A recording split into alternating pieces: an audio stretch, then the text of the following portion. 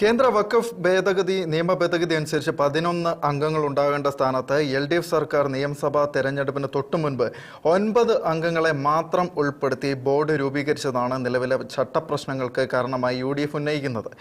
കേന്ദ്ര വഖഫ് ഭേദഗതി നിയമപ്രകാരം വഖഫ് ബോർഡിലെ 2 അമുസ്ലിം അംഗങ്ങൾ നിർബന്ധമാണ്. എന്നാൽ 2 പേരുടെ ഒഴിവ് പിന്നീട് നികത്താമെന്ന് ഉത്തരവിൽ വ്യക്തമാക്കി. കേവലം 9 മുസ്ലിം അംഗങ്ങളെ മാത്രം ഉൾപ്പെടുത്തിയാണ് സംസ്ഥാന സർക്കാർ ബോർഡ് രൂപീകരിച്ചിരിക്കുന്നത്.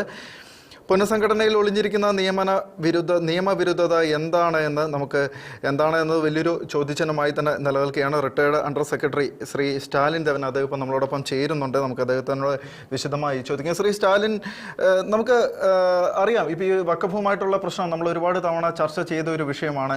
ഈ വഖഫിൽ പല തരത്തിലുള്ള നിയമ ഭേദഗതികൾ കൊണ്ടുവരാനുള്ള ശ്രമങ്ങൾ നടത്തുന്നുണ്ടെങ്കിലും അത് എത്രത്തോളം പ്രാവർത്തികമാകുന്നു എന്നതും ഒരു സംശയമാണ്. ഇപ്പോൾ ഏറ്റവും പുതിയതായിട്ട് വരുന്ന ഈ റിപ്പോർട്ടിനെ കുറിച്ച് എന്താണ് താങ്കളുടെ ഒരു വിലയിരുത്തൽ? ആദ്യമായിട്ട് നിങ്ങൾ ഈ പറഞ്ഞ ഒരു പ്രസ്താവന തെറ്റാണ്. അതായത് നോൺ മുസ്ലിം മെമ്പേഴ്സിനെ അപ്പോയിന്റ് ചെയ്യാൻ വേണ്ടി 2 വേക്കൻസി ഒഴിച്ചിട്ട് കൊണ്ടല്ല പിണറായി വിജയൻ സർക്കാർ ഈ വഖഫ് ബോർഡിനെ കോൺസ്റ്റിറ്റ്യൂട്ട് ചെയ്തത്. എല്ലാവരും കരുതുന്നത് അങ്ങനെയാണ്, പിണറായി വിജയൻ കരുതിയത് അങ്ങനെയാണ്. എന്നാൽ നാം മനസ്സിലാക്കേണ്ടത് ആകെ ഉള്ളത് 11 അംഗ ബോർഡാണ്. അതിൽ 4 പേർ നിർബന്ധമായിട്ടും മുസ്ലിമായിട്ടും. അത് കഴിഞ്ഞാൽ പിന്നെ ഉള്ളത് 7 വേക്കൻസിയാണ്. ആ 7 വേക്കൻസിയിൽ 4 പേർ എക്സ് ഒഫീഷ്യോ മെമ്പേഴ്സ് ആയിരിക്കും. MP, MLA, bar council member, joint secretary to the government dealing with Waqf matters. ഈ 4 പേരും എക്സ് ഒഫീഷ്യോ മെമ്പേഴ്സ് ആണ്.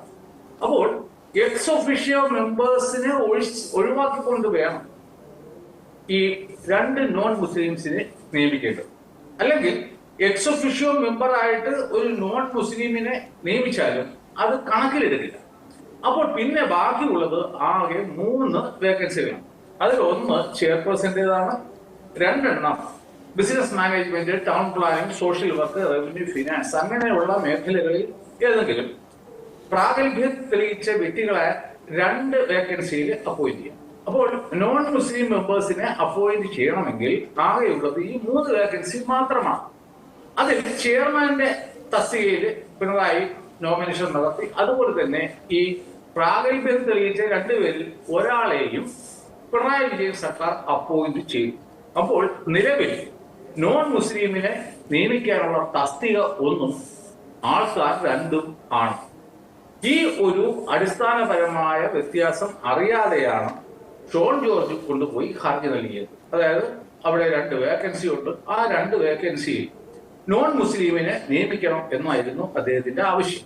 അപ്പോൾ ആ 2 വേക്കൻസിയിൽ നോൺ മുസ്ലിമിനെ അപ്പോയിന്റ് ചെയ്താലും അത് സെക്ഷൻ 14 വിരുദ്ധമായി ആയിരിക്കും. അപ്പോൾ ഷോൺ ജോർജിന്റെ ആവശ്യം എന്തായിരുന്നു എന്ന് വെച്ച് കഴിഞ്ഞാൽ ഈ 2 വേക്കൻസിയിൽ 2 നോൺ മുസ്ലിംസിനെ അപ്പോയിന്റ് ചെയ്യണം എന്നുള്ളത് മാത്രമായിരുന്നു. അപ്പോൾ ഞാൻ അദ്ദേഹവുമായിട്ട് നേരത്തെ തന്നെ ബന്ധപ്പെട്ടിരുന്നു. ഞാൻ പറഞ്ഞു, ഈ വഖഫ് ബോർഡിനെ പിരിച്ചുവിടാനുള്ള സാധ്യതയുണ്ട്, അതിനുള്ള ഗ്രൗണ്ട്സ് ഉണ്ട്. കാരണം ഈ വഖഫ് ബോർഡിന്റെ കോൺസ്റ്റിറ്റ്യൂഷൻ അത് ഇല്ലീഗലാണ്. അതുകൊണ്ട് ഞാൻ പറയുന്ന ഇൻപുട്ട് കൂടി ചേർത്തുകൊണ്ട് ഒരു പെറ്റീഷൻ കൊടുക്കൂ, ഒരാഴ്ച കഴിഞ്ഞ് ഫയൽ ചെയ്താൽ മതി എന്ന് പറഞ്ഞിട്ട് അത് കേൾക്കാതെയാണ് അദ്ദേഹത്തിന്റെ വക്കീൽ സീനിയർ അഡ്വക്കേറ്റ് ഉപദേശിച്ചു പോലും വഖഫ് ബോർഡിനെ പിരിച്ചുവിടണം എന്നുള്ള ഒരു ആവശ്യം ഹൈക്കോടതി മുമ്പാകെ നിലനിൽക്കില്ല എന്ന് പറഞ്ഞു എന്നാണ് അദ്ദേഹം എന്നോട് പറഞ്ഞത്. അപ്പോൾ ഇപ്പോൾ നിങ്ങൾ കാണുന്നത് എന്താണ്? ഇപ്പോഴുള്ള വഖഫ് ബോർഡ് പിരിച്ചു വിടാൻ പോകുന്നതിന്റെ വക്കിൽ നിൽക്കുകയാണ്. സുപ്രീം കോടതി വരെ ഇന്നലെ ഈ വിഷയം പരിഗണിച്ചത്.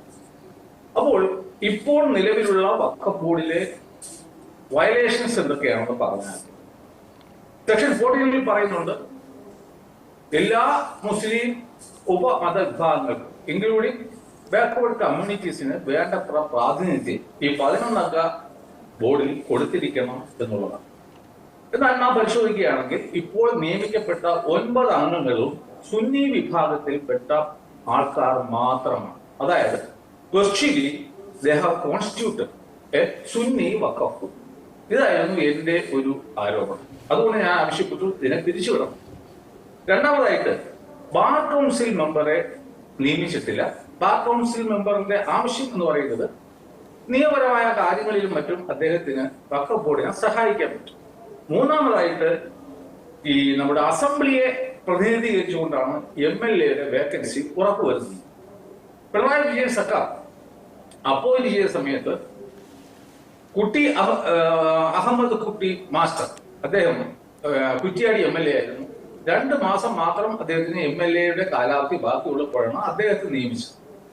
2 മാസം കഴിഞ്ഞു, തെരഞ്ഞെടുപ്പ് കഴിഞ്ഞു, അദ്ദേഹം MLA അല്ലാതായി. എന്നാലും നമ്മളിപ്പോൾ അതിന്റെ വെബ്സൈറ്റിൽ കയറി നോക്കുകയാണെങ്കിൽ അവിടെ എഴുതി കാണിക്കുന്നത് അദ്ദേഹം ഇപ്പോഴും വഖഫ് ബോർഡിന്റെ മെമ്പർ എന്നാണ്. അപ്പോൾ അദ്ദേഹം രാജിവെച്ചാൽ മാത്രമേ ആ വേക്കൻസിയിൽ ഒരാളെ നിയമിക്കാൻ കഴിയൂ. നാം മനസ്സിലാക്കേണ്ടത്, ഒരിക്കൽ ഒരാളെ വഖഫ് ബോർഡിലേക്ക് നിയമിച്ചു കഴിഞ്ഞാൽ അവർക്ക് സ്റ്റാറ്റ്യൂട്ട് പ്രകാരം 5 വർഷം കാലാവധി ഉണ്ട്. അപ്പോൾ സർക്കാരിന് സുഗമോട്ടോ ആരെയും ഒരിക്കൽ നിയമിക്കപ്പെട്ട് കഴിഞ്ഞാൽ പിരിച്ചുവിടാൻ കഴിയില്ല. അതുപോലെ തന്നെ മറ്റൊരു ഘടകം, joint secretary dealing with Waqf matters ആയിരിക്കണം ഇതിലെ എക്സ് ഒഫീഷ്യോ മെമ്പർ. അത് റവന്യൂ വകുപ്പാണ്. അതിന് പകരം പിണറായി വിജയൻ നോമിനേറ്റ് ചെയ്തത് നിയമവകുപ്പിലെ ഒരു അഡീഷണൽ സെക്രട്ടറിയാണ്. നിയമവകുപ്പിന് ഈ വഖഫ് വിഷയങ്ങളുമായിട്ട് യാതൊരു ബന്ധവും ഇല്ല. അപ്പോൾ ഇത്തരത്തിലുള്ള പോയിന്റ്സ് ഒക്കെ റേസ് ചെയ്തിട്ട് ഞാൻ ആവശ്യപ്പെട്ടത് 2 പേരെ നിയമിക്കണം എന്നായിരുന്നില്ല, മറിച്ച് ഇത് നിയമവിരുദ്ധമായി കോൺസ്റ്റിറ്റ്യൂട്ട് ചെയ്ത ഒരു വഖഫ് ബോർഡാണ്. അതുകൊണ്ട് അതിനെ പിരിച്ചുവിട്ടതിന് ശേഷം അപ്പോൾ പുതിയ സർക്കാരിന്റെ കയ്യിൽ 11 വേക്കൻസികൾ. അപ്പോൾ ഈ സെക്ഷൻ 14ന്റെ അടിസ്ഥാനത്തിൽ അത് എന്താണോ പറയുന്നത് അതനുസരിച്ചിട്ട് മാക്സിമം ആൾക്കാർക്ക് പ്രാതിനിധ്യം കൊടുത്തുകൊണ്ട് ഒരു പുതിയ വഖഫ് ബോർഡ് കോൺസ്റ്റിറ്റ്യൂട്ട് ചെയ്യണം എന്നായിരുന്നു എന്റെ ആവശ്യം. അപ്പോൾ നേരത്തെ ഈ ഷോൺ ജോർജ് കൊടുത്തതിന് സമാനമായ രീതിയിലുള്ള ഒരു പെറ്റീഷൻ മദ്രാസ് ഹൈക്കോടതിയിൽ ഫയൽ ചെയ്തിരുന്നു. അതായത് 2 നോൺ മുസ്ലിംസിനെ നിയമിച്ചില്ല എന്നുള്ളതായിരുന്നു അതിലെ ആരോപണം. അതിൽ മദ്രാസ് ഹൈക്കോടതി ഇതുപോലെ വഖഫ് ബോർഡിന്റെ പ്രവർത്തനത്തെ പാടെ സ്റ്റേ ചെയ്തു. കേരള ഹൈക്കോടതി അങ്ങനെയല്ല ചെയ്തത്. അവരോട് പറഞ്ഞത്, നിങ്ങൾ ഈ പോളിസി ഡിസിഷൻസ് അല്ലെങ്കിൽ ക്യാപിറ്റൽ എക്സ്പെൻഡിച്ചർ ഇൻക്വയർ ചെയ്യുന്നതിനൊക്കെ മുമ്പായിട്ട് കേരള ഹൈക്കോടതിയുടെ പെർമിഷൻ വാങ്ങിയതിനു ശേഷം മാത്രം ചെയ്യണം എന്നുള്ളതായിരുന്നു. അല്ലാതെ കേരള വഖഫ് ബോർഡിന്റെ പ്രവർത്തനം 100% സ്റ്റേ ചെയ്തിരുന്നില്ല. മദ്രാസ് ഹൈക്കോടതിയിലെ ഉത്തരവിന് എതിരെ മദ്രാസ് വഖഫ് ബോർഡ് സുപ്രീം കോടതിയിൽ പോയി പറഞ്ഞു, ഇതാണ് അവസ്ഥ, 2 നോൺ മുസ്ലിംസിനെ അപ്പോയിന്റ് ചെയ്യണം എന്നുള്ളതാണ് ആവശ്യം, അതിനുള്ള വേക്കൻസിയും ഉണ്ട്.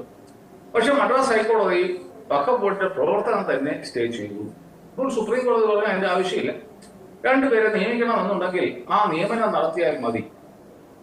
തുടർന്ന് സുപ്രീം കോടതി തമിഴ്നാട് സർക്കാരിനോട് ആവശ്യപ്പെട്ടു, നിങ്ങൾ ആരെയാണ് ഈ അപ്പോയിന്റ് ചെയ്യാൻ ഉദ്ദേശിക്കുന്നത് ആ ആൾക്കാരുടെ പേര് തരൂ എന്നാണ് സുപ്രീം കോടതി ആവശ്യപ്പെട്ടത്.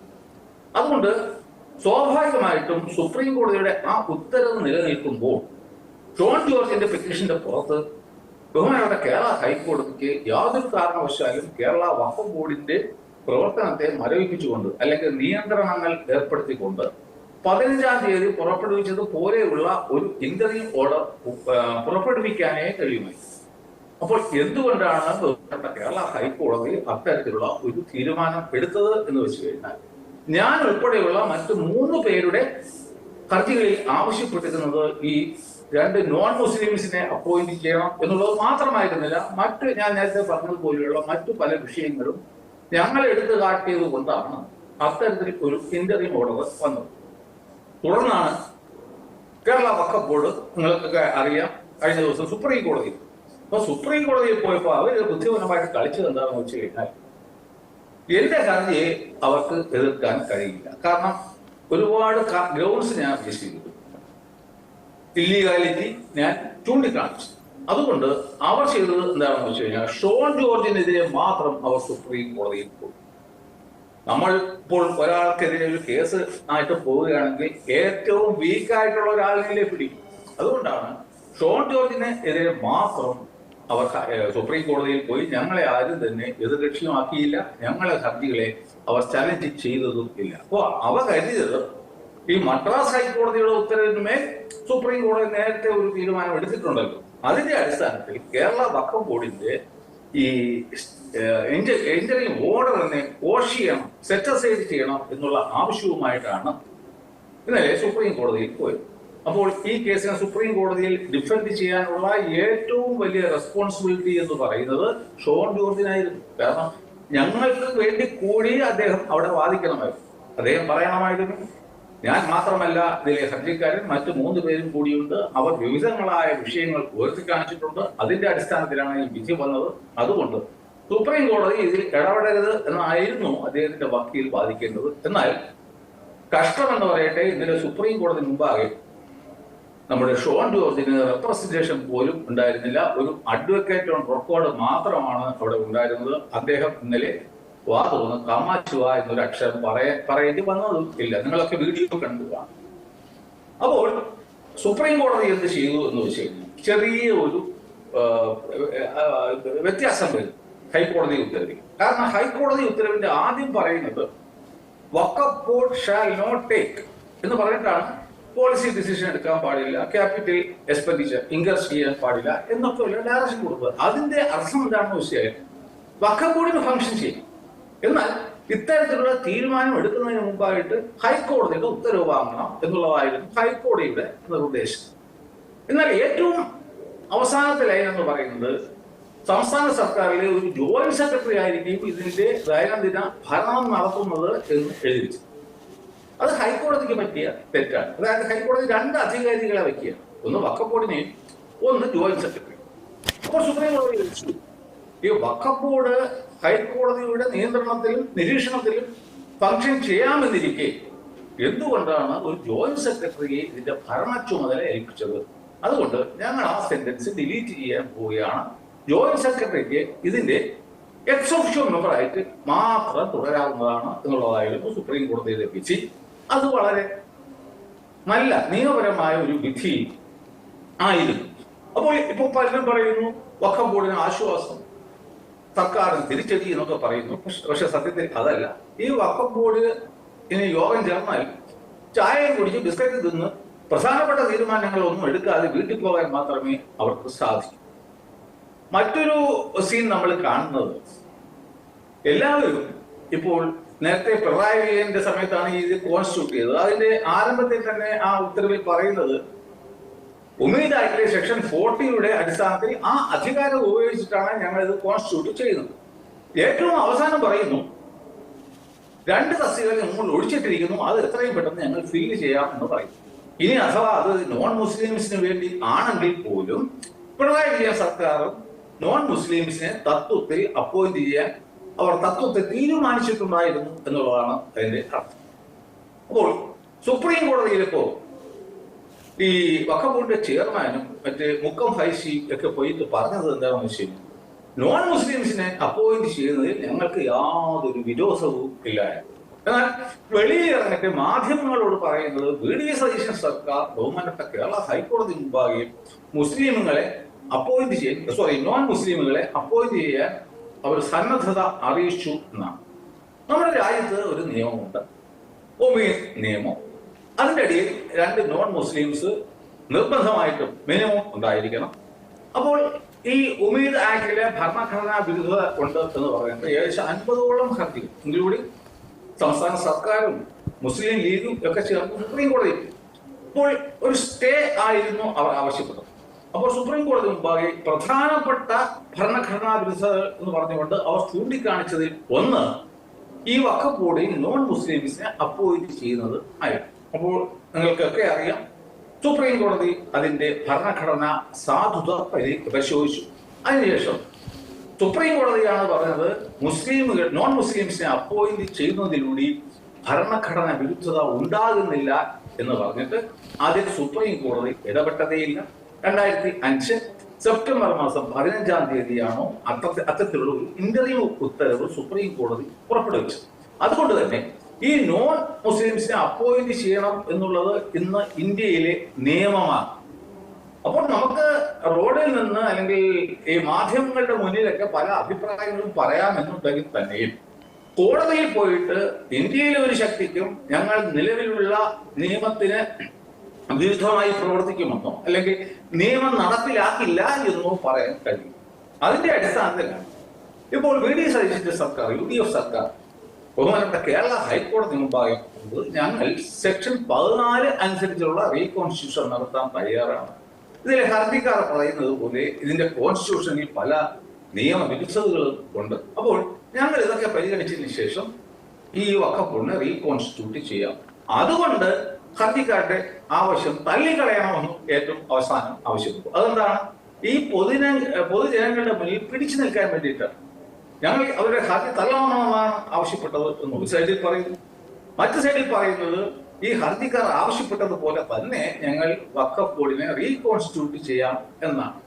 അപ്പോൾ രാഷ്ട്രീയ ലാഭത്തിന് വേണ്ടി മാത്രം ഇവിടുത്തെ പല രാഷ്ട്രീയ പാർട്ടികളും പല അഭിപ്രായങ്ങൾ പറയുന്നു. കോടതിയിൽ പറയുന്ന അഭിപ്രായമല്ല, അവർ വെളിയിൽ വന്നിട്ട് പബ്ലിക്കിനോട് പറയുന്നു. ഇതെല്ലാം ഒരു വോട്ട് ബാങ്കിനെ സ്വാധീനിക്കാനുള്ള ശ്രമങ്ങൾ മാത്രമാണ്.